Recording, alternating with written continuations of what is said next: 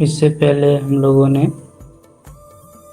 अष्टांग हृदय सूत्र स्थान का शहद वर्ग को देख लिया था।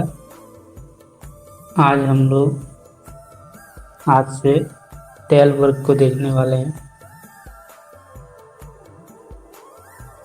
सामान्य तेल का वर्णन यहाँ पे बताया जा रहा है। सभी तेलों में तिल का तेल सबसे श्रेष्ठ है। तिल तेल के गुणों में महर्षि वाग्भट जी कहते हैं, तिल तेल तीक्ष्ण व्यवायी। व्यवायी का मतलब होता है पहले पूरे शरीर में फैलेगा, उसके बाद फिर पचेगा। जो प्रथम संपूर्ण शरीर में फैलता है, पीछे से जीर्ण होता है, उसको व्यवायी बोलते हैं।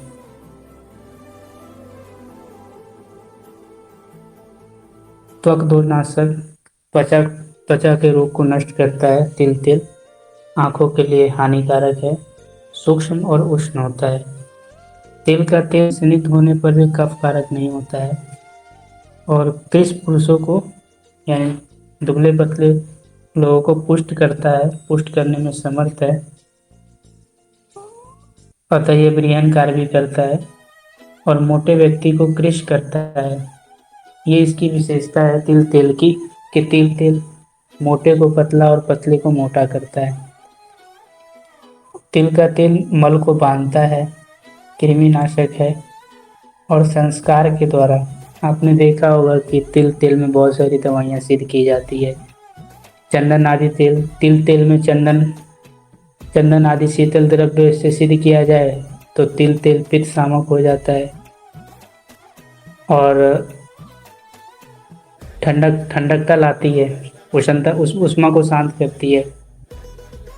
और वही तिल तेल में उष्ण द्रव्यों का अगर आदि दालचीनी आदि उष्ण चीज़ों का प्रयोग किया जाए, डाल के सिद्ध किया जाए तिल तेल में, तो वही तिल तेल ठंडक को दूर करती है, यानी ऊष्मा प्रदान करती है, ठंडक से बचाती है। तो यही यहाँ पे कहा जा रहा है कि संस्कार करने से वात, पित्त और कफ तीनों को नष्ट करती है संस्कार के द्वारा तिल का तेल, अगर उसमें कोई औषधि वगैरह सिद्ध किया जाए उन चीज़ों का। तो ये इसकी विशेषता है। यहाँ पर मैं एक चीज़ को स्पष्ट करना चाहूँगा कि तिल तेल पतले को मोटा और मोटे को पतला बनाता है। ये कैसे? तो ये आपको समझना बहुत ज़रूरी है।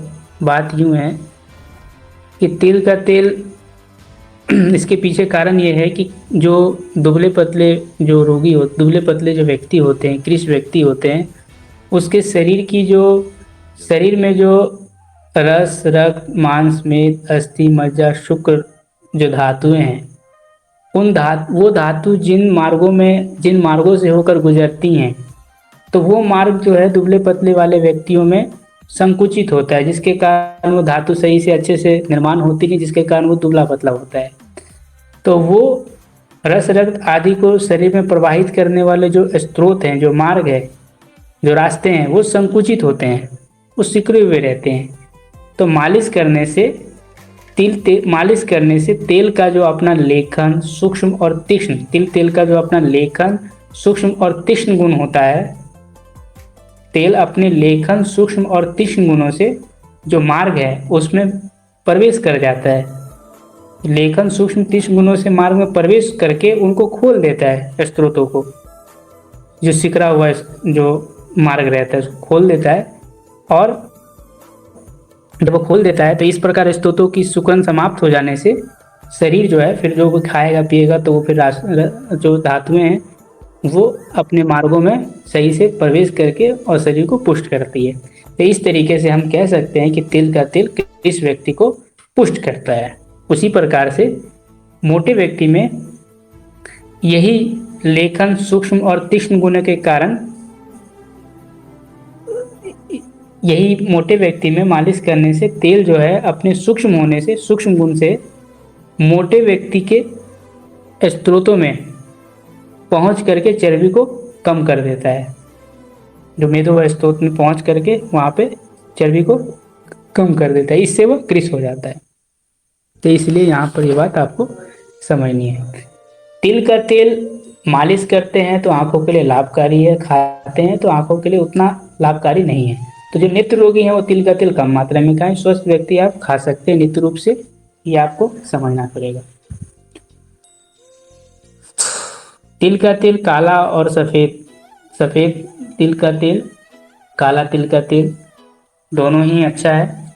काला तिल का तेल अधिक गुणकारी बताया है, सफ़ेद तिल का तेल मध्यम है। आप अभाव में काले तिल के अभाव में सफ़ेद तिल ले सकते हैं, सफ़ेद तिल के अभाव में काला तिल ले सकते हैं, कोई दिक्कत नहीं है। तो आज के लिए इतना ही। शांति पाठ करके दूसरे को मिलाएंगे। ओ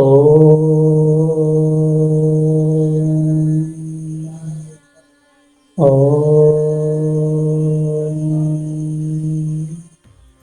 ओम शांति शांति शांति। जय हिंद, वंदे मातरम।